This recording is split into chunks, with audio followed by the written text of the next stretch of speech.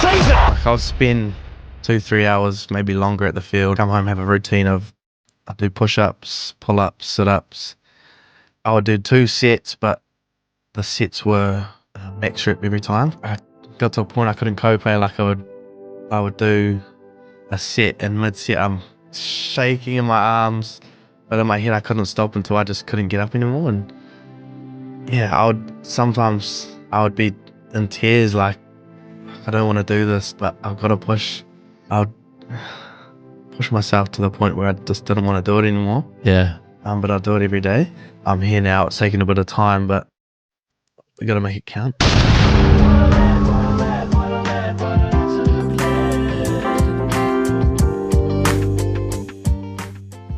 What a lad. Well, here we are, ladies and gentlemen, one of the brightest talents who has burst onto the Super Rugby scene this season.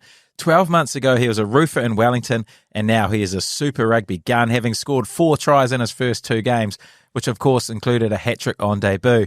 He's also coming off the back of guiding the Wellington Lions to a 2024 NPC title. And I'll tell you one thing for sure, you will not find a player with a higher work ethic than this man. Of course, he's a massive lad with a huge future. It is, of course, the champion lad himself, Kyle Preston. Welcome, mate. Cheers, Jim. Thank you. What an intro. Almost ran out of breath there, but mate, I'm excited about this. Bye week's come at a good time. I don't often get 25-year-old debutants in the studio off the back of 2 storming games, but mate, I'm looking forward to it because your journey's a little bit different to most. Yeah, it is definitely different to most. Cracking it at 25, wouldn't have expected it. Thought it would be a lot earlier, but yeah, now that I'm here, and I've had to make the most of the opportunity while I've got it. So yeah, mate, I'm looking forward to getting through that whole journey and that whole process of how you did get there. But one thing we need to address first is John Preston. Is he your dad? I've seen it in the Herald. I've seen it that he is your dad, but I know for a fact he's not. Yeah, no, he's not my dad. Should have run along with it just to go with the joke, but it's gone a bit too far now. So, no, my dad's Richard Preston. Yeah. Yeah, I think. What can you tell us about your dad?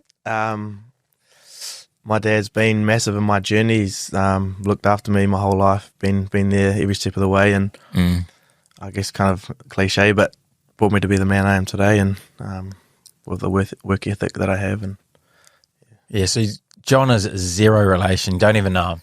Nah, well, I've met him before, so we've tried to figure out if there's anything down the line. So my dad's adopted, and apparently there's 4 brothers that came over to Gisborne and a couple came down here. Oh, true. So we don't know exactly what it is, but possibly there is. We haven't looked into it. Oh, that's interesting, eh? Yeah. All right. And how many siblings have you got? I've got 2 brothers. Oh, yeah. 2 older brothers. Yeah. True. So what was it like growing up for you? Yeah, I was pretty lucky, had a pretty good upbringing. Lived in a street full of kids, and yeah, I think 2 older brothers put you in your place pretty quick. Yeah. How much older are they? One's 18 months and one is 4 years. Oh, true. Okay. And you're in Wellington at this point? Yep, I've been in Wellington my whole life since November last year. Yeah. Far out. And so you said you were in the streets, you're just mucking around, had a good neighbourhood. Yeah. What was that like? What else? What were you up to? Yeah, pretty much my whole childhood. We had a cul-de-sac, so no cars really came up. Yeah. So the kids were in the street 24/7 from bloody, 8 in the morning till 10 o'clock at night. Skateboarding, scootering, playing rugby, touch on the street. Yeah. But if you went onto the grass, it was tackle. Yeah, it was pretty lucky, to be surrounded by a bunch of kids, do whatever. I think, been pretty lucky to have a good upbringing. Yeah. Mum and dad are around all the time. So. And when did sort of rugby start for you? So I started playing when I was 4. Both my brothers were obviously already playing, and I think I jumped straight into my brother's team, so I played up a couple grades. Oh, yeah. Started when I was 4 and played ever since. What? That wasn't tackle, was it? Yeah. Nah. Yeah. I think it was Ripper. touch. Oh, touch. There was no ripper back when I started. Oh, yeah. And were you always smaller? Yeah, I've been pretty small my whole life, one of the smallest. even through college, I was only probably 50, 60 kilo. Oh, true. Only put on a bit of weight when I left school. So Was that something that people always sort of said to you it would hold you back, or? yeah, I think growing up through all the rep grades, like you get that quite a lot with, oh, you're a bit smaller, you need to put on a bit of size before we can take you into our teams and that sort of thing. Which in my head, I was always, I'll take it to heart. Like I was like, shit, I really got to put on weight, and I would eat quite a lot, but still didn't seem to put on much weight. True. What age is this? Probably from like under 13s. Oh, yeah. Under 13s onwards. And did you sort of have a dream to become a All Black professional rugby player? Was that sort of your goal? Yeah, it was definitely my goal as a kid. I don't think from probably 4 to, I don't know, 10, 11, Yeah. was just there to have fun and enjoy it. Yeah. But there came a time, and my neighbour, who was actually a professional footy player, Oh, true. football player, Oh, yeah. played for the Phoenix and All Whites. Oh, true. And there was one moment where I saw him training in his garage, and I don't know what it was. It just made me flick a switch, and from then, which was 11, 12, intermediate kind of age group, I started really kind of putting a lot of time into training after schools, and pretty much didn't see my mates that often because I was always finish school straight to the field or straight to doing exercises at home. And yeah, Mate, that's crazy. So were you just walking past and you saw him in the garage and something inspired you? Yeah, it's weird. Obviously, I've always loved playing sport, and then to see someone so close to you kind of get to the next level and do something pretty special, yeah, it inspires you a little bit. And Yeah. I think, we're such a close neighbourhood, we're just wandering to each other's houses. So, yeah, just went in and he was doing his thing. And yeah, it's weird. I've always kind of, whenever someone's asked me that question, I've always taken it back to that. I don't know what it was. Yeah. But yeah, don't know what it was about it. But So you didn't train with him ever? You went down to the park by yourself and trained by yourself? I would train with either my brother or my neighbour down the road. But we would always do sports together, like playing in the street. Yeah. But a lot of the times, a lot of hours spent at the field with my brother or my neighbour. Even myself, quite a lot, to be fair. Yeah. Which is, not always easy, but Yeah. I don't know what it was.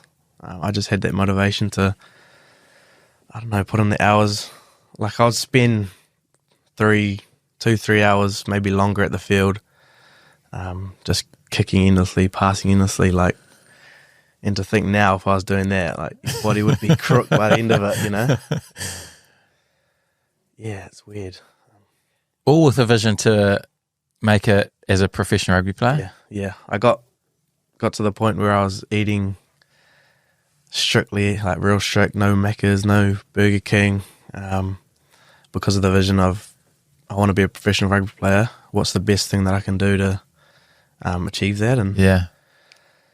it took a long time, a lot of hours at the field and a lot of hours in the gym. And I think my first year out of school, I got a PT and had a proper eating plan, and I think it was 6 to 12 months program where I actually put on, I think, 12 kilo. Oh, yeah. And that was the first time I've actually put on a bit of size, just because I stick to it pretty religiously. And yeah. I bet you do. So you said you've had no Macca's or BK. What was that, from 12 till essentially Probably 25? Probably I started no Macca's in that till from year 10 maybe in college. Oh, yeah. And I haven't eaten Macca's or BK. I've gotten a lot more lenient on myself because I know it's not the be all and end all of eating perfect. Yeah. Or drinking perfect. So I have pizzas and that kind of thing now. Yeah. But I still You won't go to the don't other. want to go to Macca's or BK. And was it other foods as well, or was it just takeaways, or how far did your dietary obsession go? Yeah, it was quite weird, like not eating crackers, muesli bars. I can't remember how how strict I was getting, but got to the point where I would get annoyed if, like, my mum or dad would open up a chippy packet or a chocolate and they would offer me some. I'm like, yeah. you know I don't eat it. Stop offering me it. I'm not going to eat it. Yeah. So, yeah, I got quite hard on myself at a point. So what were you eating? Just real clean. Just pretty, clean, like just like roasts, Yeah. dinners, and just like this. Not crazy. Like I would, any cooked meal that mum would cook, Yeah. I would have it. Yeah. Just no process. Stuff. I think I had in my head that anything that was in a packet or not natural, I just stood away from it. To be fair, that's probably the best. It's the best way to eat, isn't it? Yeah. But when you're juggling, putting on weight and trying to eat that clean, that's probably the real juggle, eh? Because like I remember being in those weight gaining programs from your nutritionist, and they used to tell me to eat like tins of creamed rice and crackers and all that sort of crap. But so how did you manage that or that sort of juggle? Yeah, a lot of people would say, just go eat Macca's, go eat shit food, put it on. But in my head, it was, I want to put it on as clean as possible. I want to be in the best nick I can be in, and if having a smoothie with bloody 1,500 calories before bed will do the trick, then I'll do it. Yeah. Which is not always the best thing. So never always stayed down, eh? Oh, true. What, you spewed up and because I used to be pretty strict on. I was on MyFitnessPal. Oh yeah, the calorie counter, and religiously I would have to hit the calories, and some days you wouldn't get the right food in all day, so I would have a shake that's got heaps of shit in it. And then I'd, at 9:30, 10 o'clock, need to go to bed. I'm like, I've got to hit this shake. Just scull it back. It was, looking back, it's silly because you just wasted all this food, spew it all back up. Just defeats the point of eating, but I know, it was ridiculous. Mate, it's fascinating. It's fascinating to hear. And you talk about like the nutrition side of it. What about like the physical side of it? You've mentioned the solo training, but what did that look like for you? For me, it started when I was at intermediate. I'd come home from school and I didn't have a gym membership, and my older brother always told me to get stuck into just bodyweight exercises if you're not going to the gym. So I'd come home, have a routine of, I'd do push-ups, pull-ups, sit-ups, and just back exercises that I thought would help. Yeah. But I would get to the point where I would do 2 sets, but the sets were max rep every time. Oh, yeah.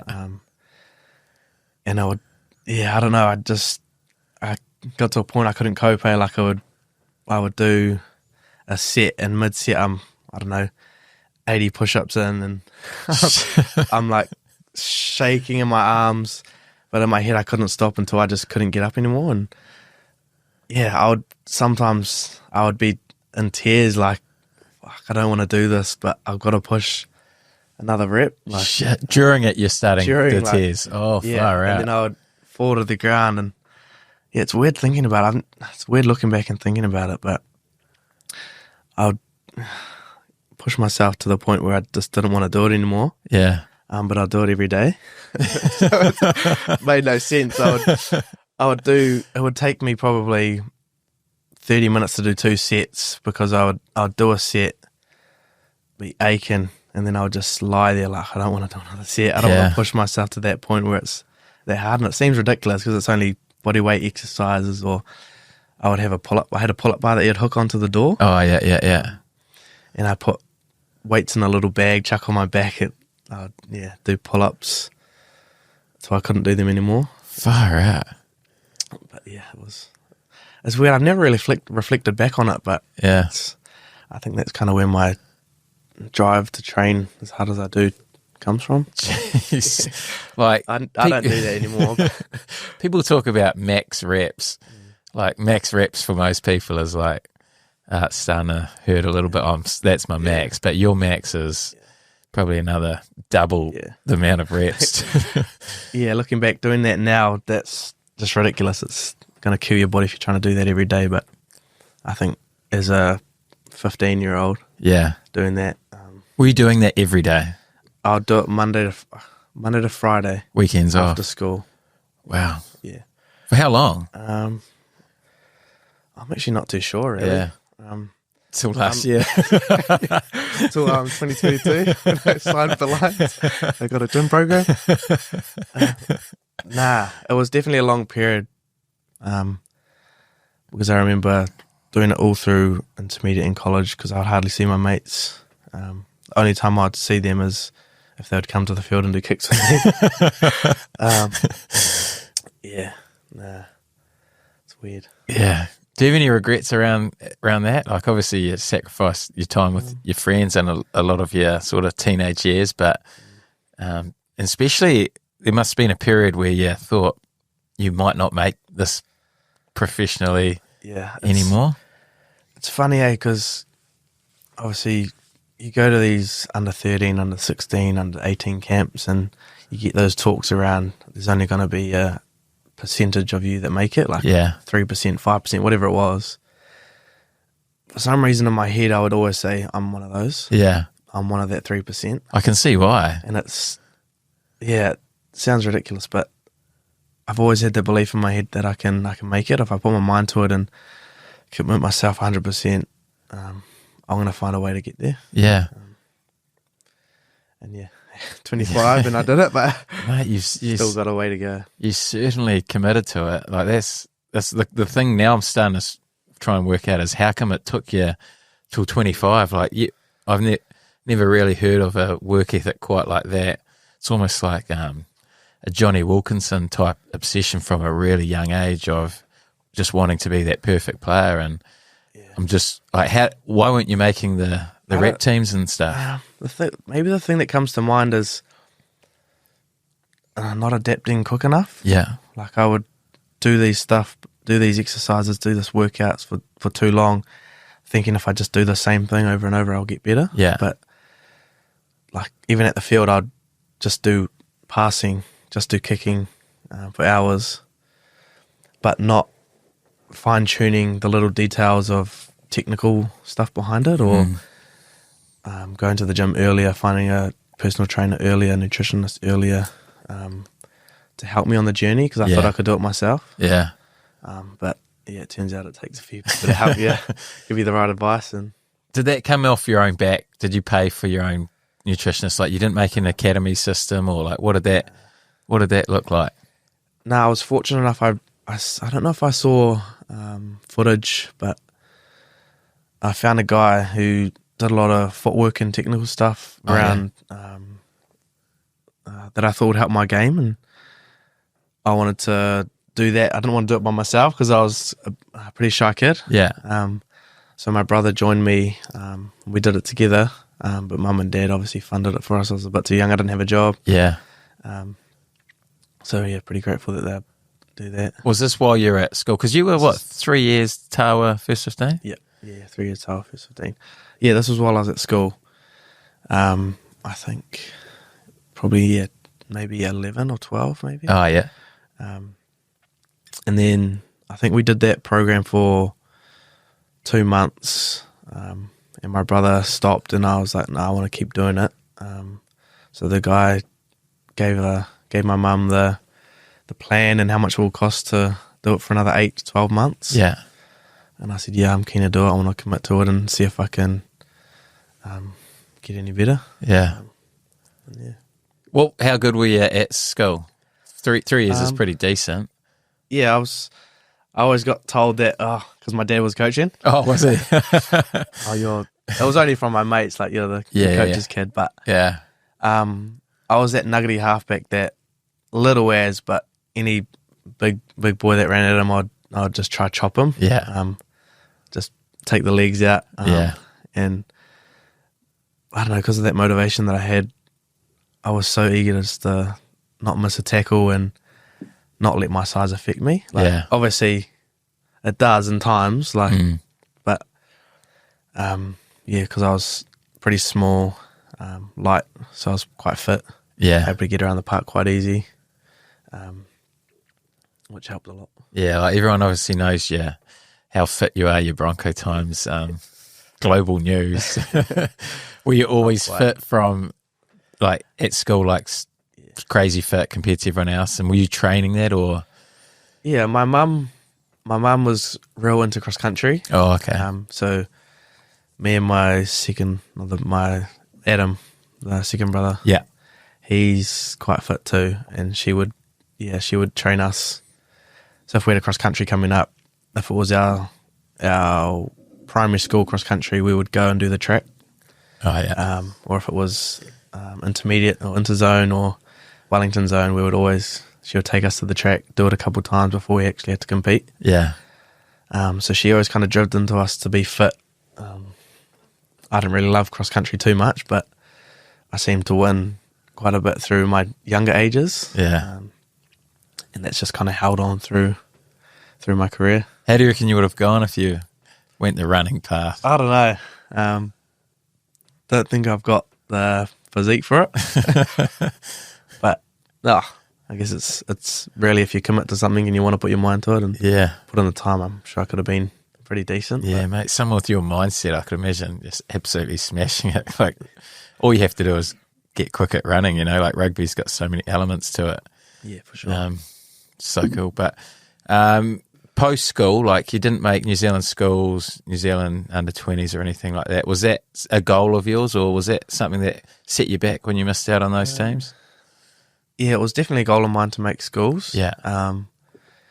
The first thing for me was making the Hurricanes under 18s camp. Yeah. And because at Tawa College there was no kids that really made it from, it was more the boys' schools, the top boys' schools in Wellington that would get taken to the Canes. And I think one of the academy guys gave me the opportunity to go up there and got the chance to train at the under 18s camp, and that was kind of the first taster I got. But yeah, they liked what they saw, but I got the old just not quite big enough yet. We'll get you a personal trainer to help you out. Oh yeah. And then that never came true. Just waiting for the call to say, this is your guy to help you out, but it didn't come. Actually, that might have been the point, actually. I think I got told I was going to get a trainer from this guy, and it never happened. So I was like, I got to take it into my own hands and ask mum and dad to fund it. Sign me up with this guy, yeah. True. Oh, far out. Yeah. I think that was it, yeah. And then post school, like, your decision, you obviously had a decision to choose your club down there. I hear that was quite a big decision for you. Tawa, proud. Tawa, through and through. I was junior rugby, junior club was all through Tawa. Yeah. And then out of school, played 2 years at Tawa Rugby Club, which loved it there. Awesome club.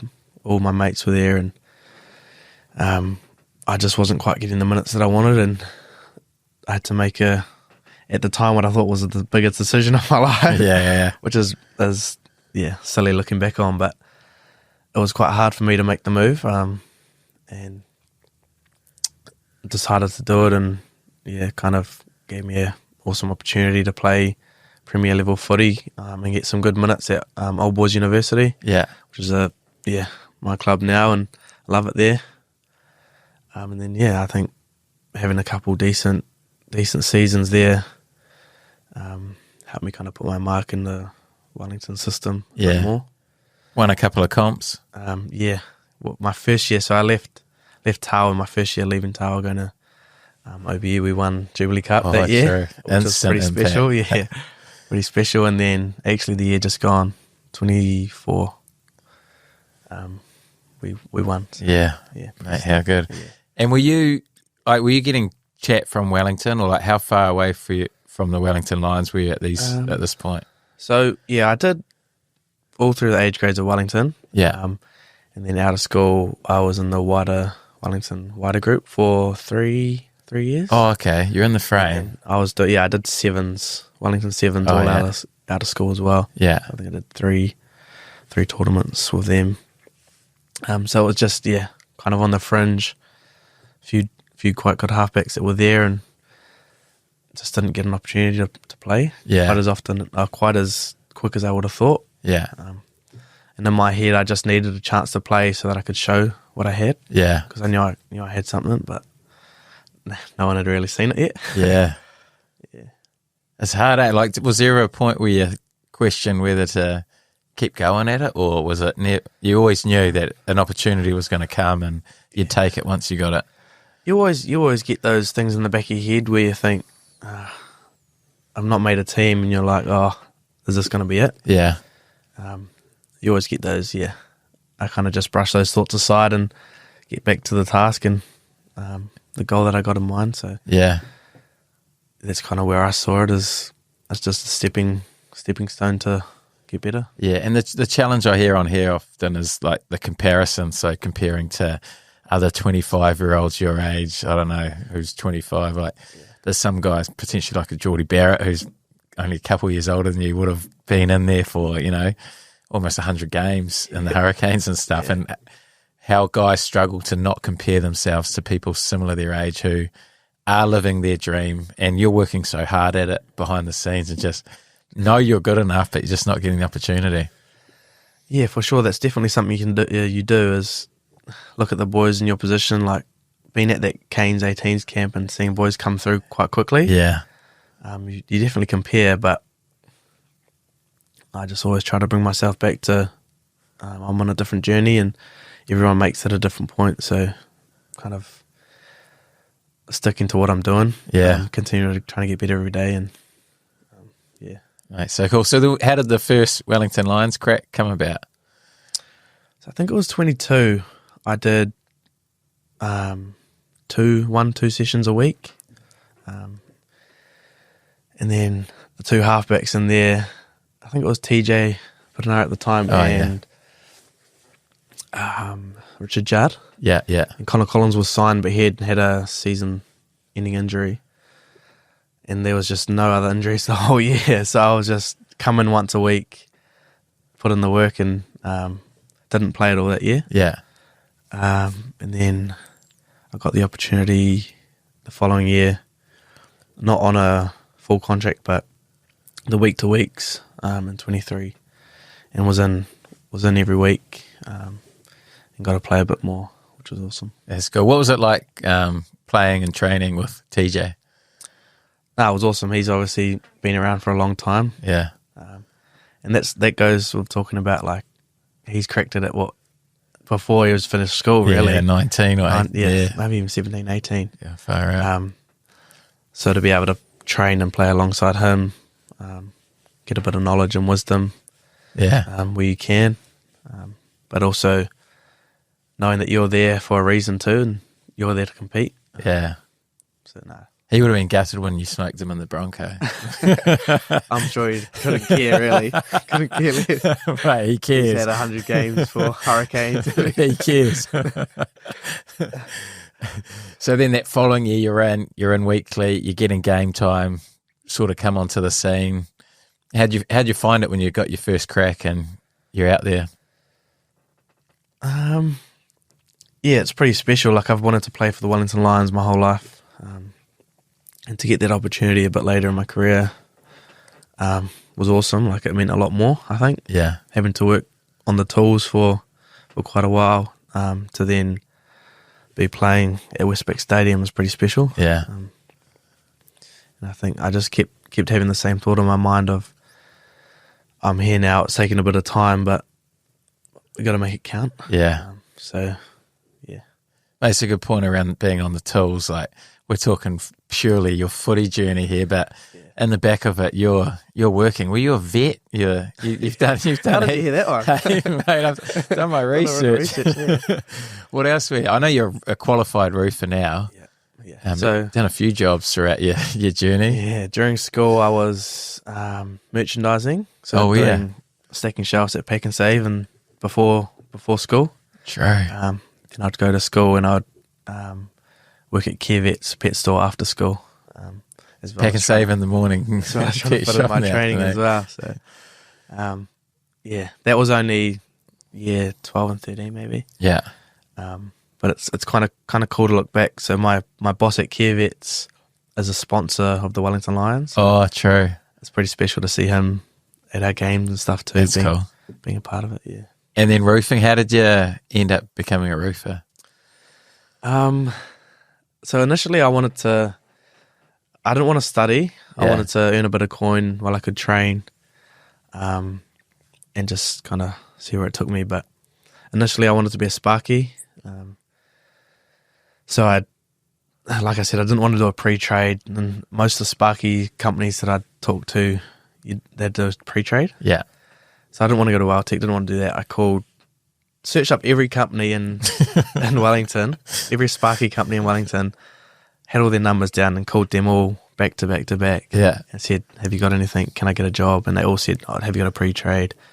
I said no. And then, so I kind of just left that on hold. I had a couple of mates that were sparkies too, but yeah, they had no jobs going. And I had those 2 part-time jobs. I wanted a full-time job. And one of my mates was a roofer, and the company had 2 sides of the business. Oh, yeah. So I was doing safety netting when I first started, and I just wanted to get on the roofs. It took a bit of time at that company to get me on the roof, and I said to the guy, have you got a job for me on the roof? Otherwise I'm going to look elsewhere. What's safety netting involved?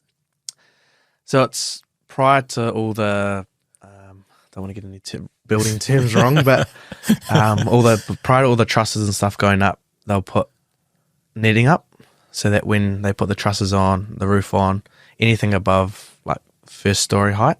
Oh, yeah. So you'll do that just to have a bit of safety for when they're putting that stuff up. Yeah. And it wasn't your cup of tea. Like it was all good. But you wanted to get on the roof. To get on the roof. You aim high. Yeah. I was a bit of a wild kid. I'd climb on anything. Yeah. I think, not afraid of heights, so kind of helped me there. Suits you. Yeah. And you had to do that how long to be qualified?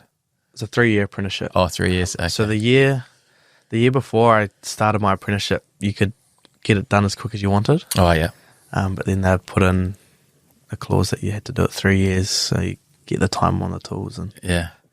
Mate, so you must have just finished that before the NPC last year, was it? Yeah, yep. So I did the 3 years. I actually started my apprenticeship late, so had a year on the tools, roofing. Oh, yeah. And then started that 2nd year. So did 3 true. years, and then kind of worked out perfectly that I'd finished in March of 24. Yeah, last year. Straight into NPC, had a good season, and then was able to get a full-time gig with Crusaders. Mate, you cracked it. That was timing all right. It was all part of the plan. And you obviously won the NPC in that season as well. How'd you find that year? Obviously guided them to success. Oh, did my part, I hope. But the crew that they got there and the leadership group is pretty special. And their environment they've built over the years, and I love that club. To be a part of it. Obviously they won in 22 and I wasn't fully kind of, involved. Yeah. But they would make you feel like you're a part of it, but you didn't play, so it just didn't feel the same. So to be able to, I don't know, have 8 or so games, whatever it was that year, really felt like I was involved, kind of put my mark in the jersey and helped the team get a win. Yeah, mate, you played some huge games, especially in the back end of the season. There was a patch there in the middle where you weren't quite getting a crack. How frustrating was that for you coming off the bench where you probably felt like you were good enough to be starting? Yeah, it is a little frustrating, but it kind of shows you if you're starting and then you get a little bit complacent kind of thing. And I think having to come off the bench is not always a bad thing. Makes you work a little bit harder and realise that it's not just going to come every week. Mate, your support lines are incredible. Like, I don't know how many tries you got in that NPC, but you've obviously scored plenty already in Super Rugby. But your ability to just run that support line up the middle, try scoring machine. Yeah, everyone else does the hard work. I just finish it off, take the rewards for it. But I think that just comes from my fitness and being able to find myself in the right spots. and just kind of reading, anticipating the game. And Yeah. if I can get slightly ahead of the ball and find a good opportunity, just get off someone's shoulder when they make a break and finish it off. Has that always been a strength of yours? So it was weird. I scored no tries at Taha Rugby Club. The 2 years I was there, I probably scored 2 tries. And then started happening at OBU. Yeah. I scored, I think, 20-something tries and Far out. 25 tries in 25 games or whatever the number was. Jeez. Well, Jordan stats. But, yeah, I think in my head it was just getting minutes on the field. Yeah. I was able to just prove myself.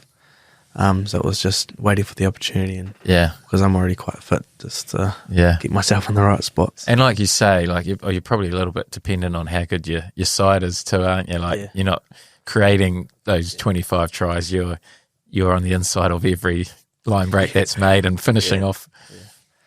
Yeah, I think obviously halfbacks have different aspects in the game, and that's probably my strength is finding myself in good position. So if I can do my initial job of getting the ball to the hands early so they can do the work, and it helps me finish it off. Yeah, mate, how good. And I guess the decision to come down here post that season, I know that was a big decision for you. There's a lot for you to weigh up at the time, but how'd you come to the point to where you made the decision to end up here in Red 9 Studios? It was a massive decision for me, I kind of obviously had a different scale, but I related it back to my move from Tawa to OBU. Oh, yeah. Tough decision. What was comfortable for me wasn't necessarily the right decision, and that's kind of how I thought about it. Obviously pros and cons for both.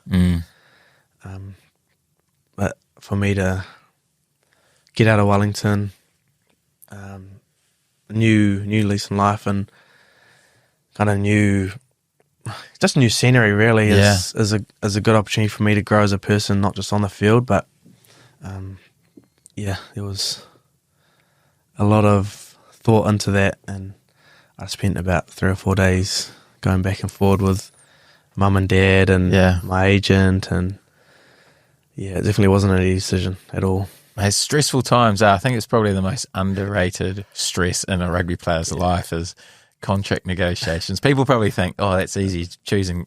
Like, you got 2 great offers. Like, surely it's an easy, cool decision to be making, but it's stressful as, Yeah, definitely. People say to you, like, can't believe you got two offers from 2 Super Rugby teams. It's unbelievable. Like, you wouldn't have heard of it. Or wouldn't have thought of it. But it's like, that doesn't make my decision any easier to make. Rather just one. Yeah, that's what I said. I said, if I just had one, it would have been awesome. Yeah. But, just like to make things a little bit harder, and obviously not complaining because it's, super special to be able to pick between a couple of Super Rugby teams. I wouldn't have thought that would be the case a couple of years ago. Yeah. But just super grateful for the decision I made to come down here and be a part of this awesome franchise. Yeah. Did the fact that the Crusaders came first, did that come into it for you? Definitely, I think, as a part of it. Yeah. Like, they showed quite an interest straight away, and the Canes kind of only really, I felt like, whether it was true or not, I felt like they only really came to me once they heard I had an offer. Yeah. So they thought they could just sit on me for a little bit and not voice anything. Yeah.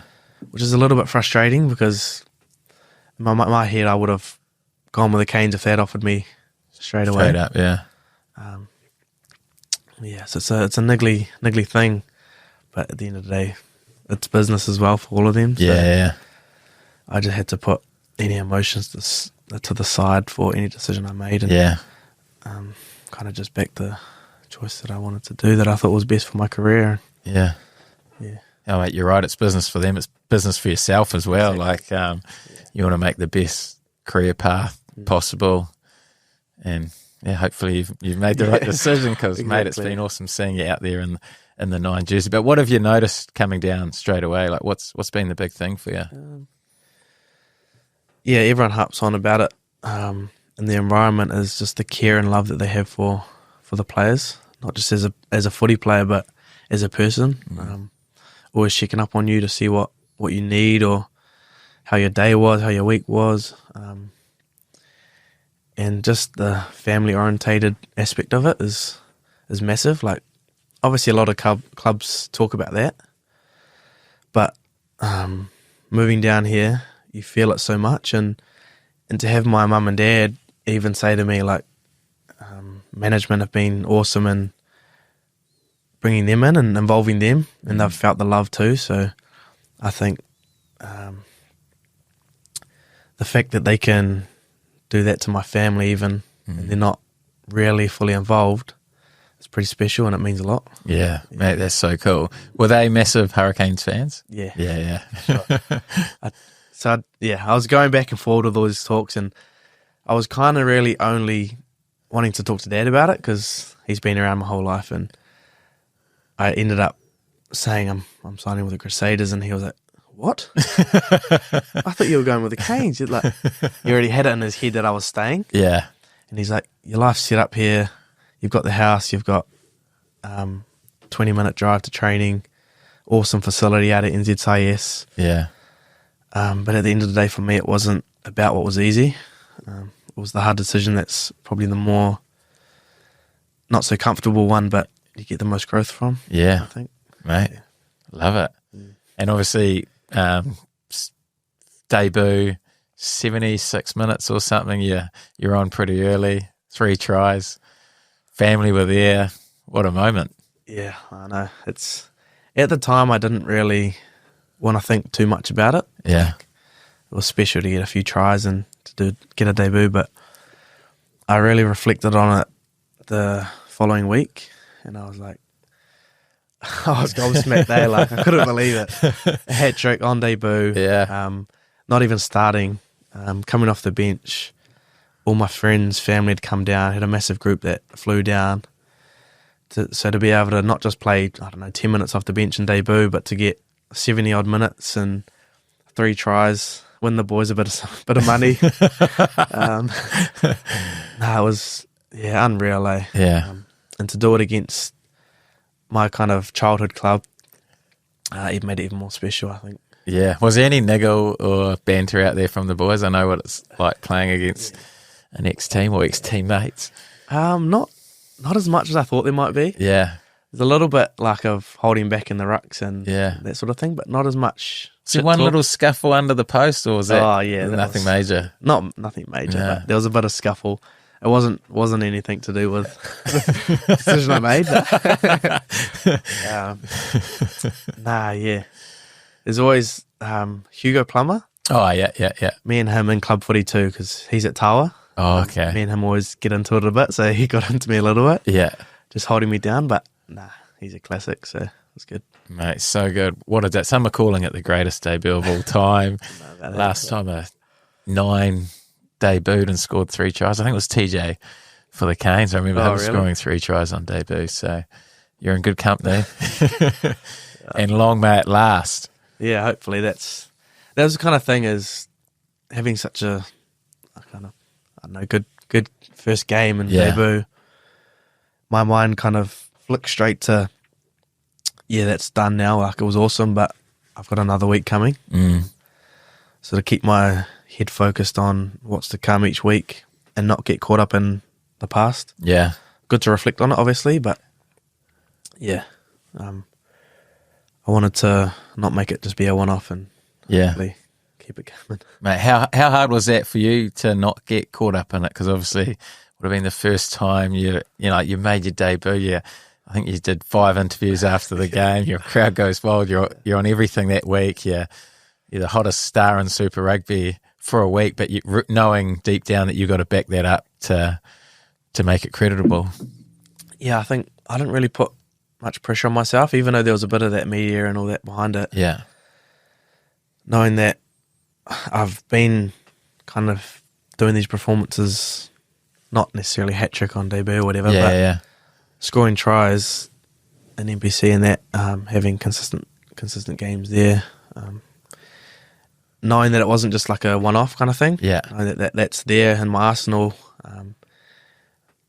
So yeah, just to kind of keep doing what I'm doing. I've got a pretty good plan that I've got going and sticking to that religiously. So if I continue to focus on that and be consistent with that, I hope I can just bring consistent performances on the field too. Yeah, mate, and you're already forming pretty good combinations with the likes of Will Jordan and Sevu Reece. You're working out pretty quickly who's making the line breaks and who to run off.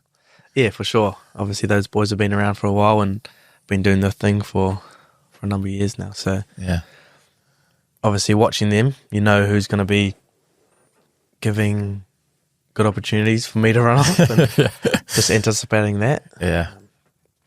Yeah, no. Oh, mate, well, you've made a hell of an impact. And I guess one thing that I remember from when you first arrived was the boys telling me the yarn of your Super Rugby initiation up in Wellington or whatever it's called, your first day. What is that called? Where you're up, first years of Super Rugby, go up into Wellington and have a day conference. Yeah. And the boys all landed back here. It must have been 3 o'clock in the afternoon, and they all said, "Oh, let's go to the park to do our running session that we have to do." And you said to them, "I've already done it." And they're like, "What? Our flight was at 6 a.m." And you're like, "Yeah, we did it at 4. I was wondering where you're going with that. I wasn't sure what you're thinking about. Yeah, no, that was actually on the way up. So we flew up at 6 a.m. for the conference. And we had in our program to get a run in. Yeah. And I knew pretty much the whole day window was covered with this conference. So why not just get it in at 4 a.m. Get the GPS on and do a road run. Yeah, I've kind of always been like that, especially with juggling training and work. Yeah. Being on the tools, you got to be up at 7 to go to work at 7:30. You'll work till 5:30. So I'd always be up 4:30 to go to the gym, and I kind of, as much as it's awesome now to be full-time rugby, you don't have to do that. Yeah. But I still, in my head, I don't want to get away from it. Yeah. Like if that's what it needs to be done, then I'm going to do it. So Yeah. Mate, it's so cool. Like the boys were calling you Goggins like that whole week, and they're like, "Oh man, what a mindset!" But after hearing your whole journey, like I can see why. Like, people will be calling Goggins Preston. Yeah, I get a little bit of that actually from Dupes. He calls me Goggins. He called me Bear Grylls. That's true. Yeah, he's classic for that. Oh mate, it's so cool. So, what are your plans going forward? Like, obviously you're full time now. Your growth, you're only sort of been full time for a couple of years, so your training age is still pretty low, even though you've been doing press-ups, a million press-ups in the garage since you were 10. But like, there's so much room for you to grow quite quickly. Like your potential's so high. Where do you see your future, your goals?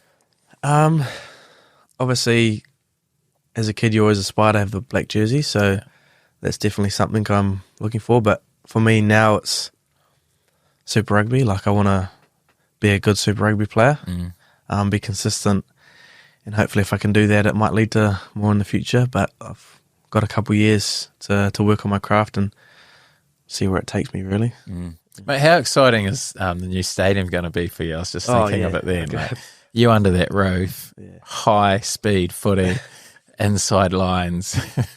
It's obviously they've been at Apollo for a while, and it's only meant to be temporary. So now that I've got the stadium coming up, super excited. It's going to be massive for not only the team but just the city, I think. Yeah. So now it'll be cool to run on a nice dry track with a roof over the top. Yeah, no wind, no rain, just perfect. Can't condition. complain about a box you can be straight up in the air. No excuses. And life after footy, is that straight roofing, or do you love roofing?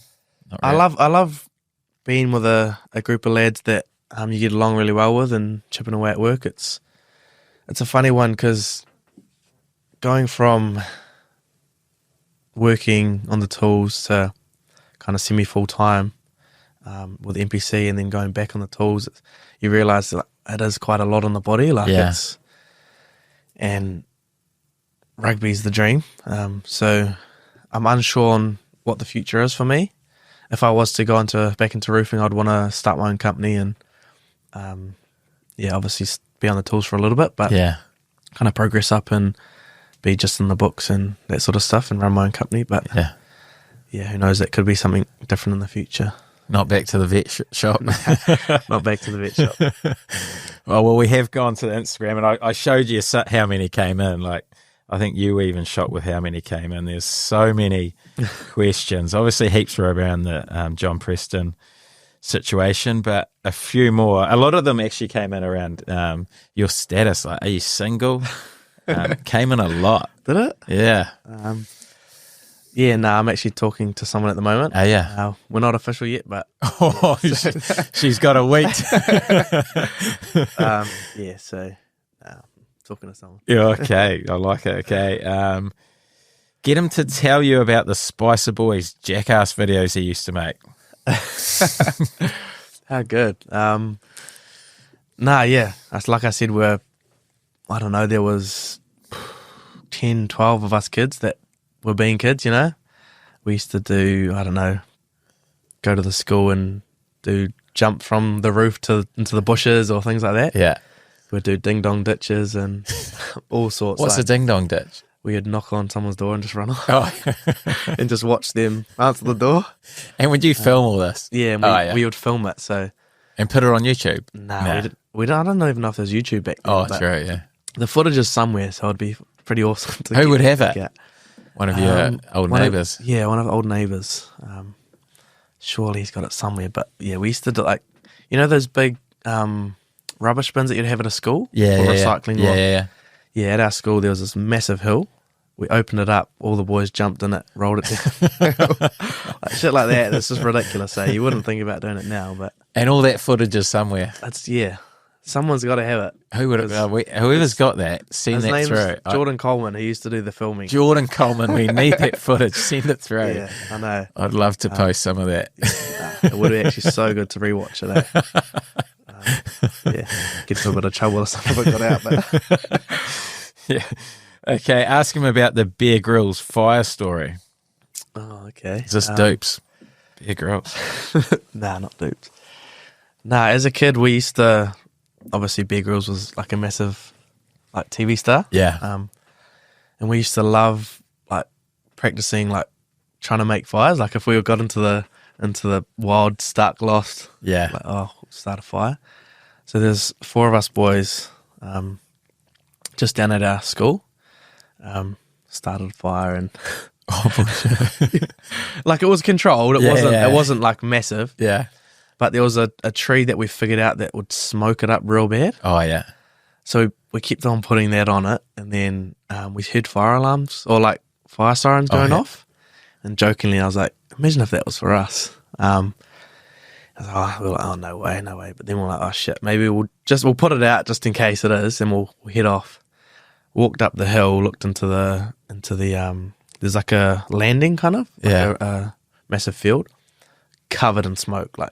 We couldn't see 2 meters in front of us. Oh shit, that's definitely for us. So we boosted it, ran home. 2 of us got separated. Yeah. So me and one of the boys went home, got changed out of our clothes, and walked back to try to find the others. And the neighbour said, "Oh, do you know why there's police dogs and that walking around the hills and stuff?" We're like, shit, no, we got no clue. And we were like, holy crap, maybe they've all come to figure out what's going on. Shit, you were shitting yourself. Yeah, we were like, I don't know how old we were, but we were shitting ourselves. Yeah. Found the other 2 and they were still hiding in the bush because they saw the police dogs running or walking past with the handler. Far out. Yeah, so I don't know, haven't actually told that story before. My mum and dad were like, what the hell is that? Well, you never no one knew. Your parents knew. Only the 4 of us who were there. Yeah, ridiculous. I know. Jeez, that's crazy. What would happen if they caught you? Like, what? I don't know. Because it was all very innocent, wasn't it? Like, you weren't trying to burn it down. We just thought we wanted to be Bear Grylls. Yeah. Yeah. Oh, good stuff. Okay. How did he get the nickname Wife Stealer? Who sent that one through? I think I actually might know where it's come from. It's probably my mate Tutire. He's actually my roofing colleague. Yeah. Pretty much he was my kind of contracting boss. So my boss at the company, Pete, his wife took a bit of a fancy to me when I came to the company, and so for a weird reason, I don't know why, Pete would, like, if I went shirtless at work because it was hot, he would take a photo and send it to her, and Pete's your boss. Yeah, Pete's the boss, so his wife. And then I kind of just got the old stop stealing my wife. Oh, that's classic. I don't know, that wasn't there. Yeah, that's good stuff. Okay, how many times have you lost run it straight? On the field or on the field a few times. No, I don't do them too often, but I think the story that we're referring to is back up in, where did we go? I think it was Taupo. We went up and get on the piss for New Year's, and the boys know you're a footy player, so they're like, oh, we'll run a show. I like to think they can run you over. But nah, one of the boys decided he wanted to run it straight. And yeah, obviously it didn't go his way. But Did you pick him up? yeah, pick him up. Oh, and then put him how on his good. arm. And then did it the other way as well. Yeah. Oh, dominant. It's good stuff. Okay. What was your biggest work on moving through the ranks? Probably, looking back now, is I was quite a quiet kid. Yeah. But on the field, I'd be like loud, but I would always kind of feel like I was loud, but maybe not necessarily being loud enough. So my communication with the boys around me to maneuver them around the park defensively or on attack, which is still a growth area for me, but that was probably big. But also being a little bit little, or being littler, not being as strong was probably my pass. It would always fade away towards the end. So I took a massive step into my power and my pass, and what I did around that with like banded training or weighted ball training. So I put a bit of training into that. Oh, like it. Okay. As a young player, do you get taught about the fact your career is short and how to best capitalise on your income? You definitely, obviously we have those PD sessions where they talk about, not always the same, but they talk about looking after your money, and because we've got a kind of wide reach with the people that are interested in us as footy players, we can connect with a lot of people. So when you got the opportunity to do it now, you do it as much as you can. So if it's with a real estate agent, with learning about property, if it's with an accountant to how to correctly spend your money or where to put it, I definitely recommend doing that. I need to do that myself too, but I'm not, probably that. Yeah, oh, that's cool. Okay, how long did it take you to finish your jug at the OBO initiations? I wouldn't have a clue how long that took, but half of it was probably down my top. Say 10 seconds maybe, I don't know. Oh yeah, you were never a big drinker though, like you mentioned that before around your diet. Was that no alcohol till basically that initiation? Yeah, pretty much. I actually never drunk until, in my head as a kid, I was like, oh, when I win a World Cup, I'm going to start drinking. Yeah. It didn't quite go. It was a Jubilee Cup, so when I was 2020, I turned 21. Yeah.